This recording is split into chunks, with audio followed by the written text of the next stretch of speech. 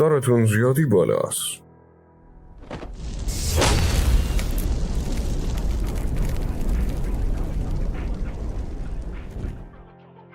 حرفی داری؟ کاکاشی کجاست؟ یه فرصت دیگه بهت میدم. تکرار نمی کنم. اگه بگی میبخشمت. من روبروتم، اگه میتونی منو بزن. گم شو.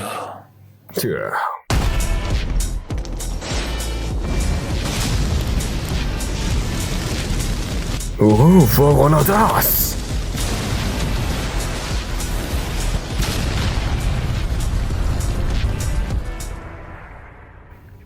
تو واقعا خیلی ضعیفی.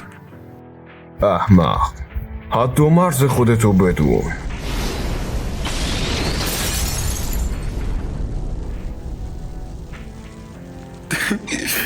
غزل تو بخون.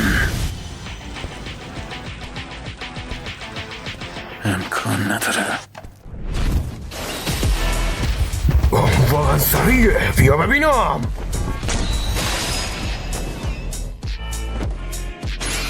ماش همین بود؟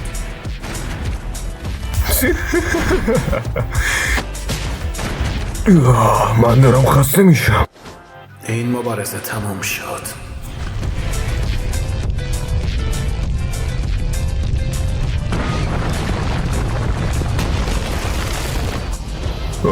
این فوق‌العاده است.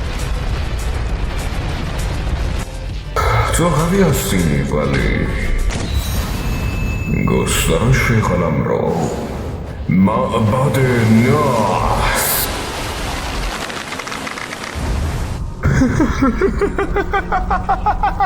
اون تغییر کرد.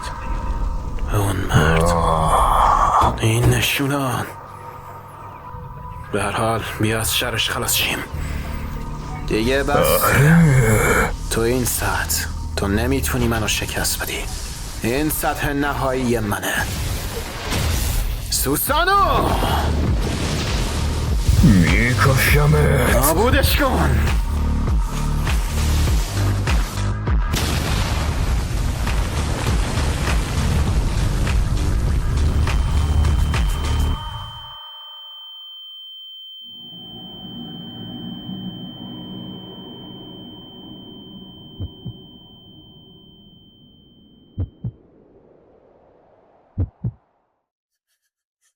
اینایی که دیدی همشون توهم بودن.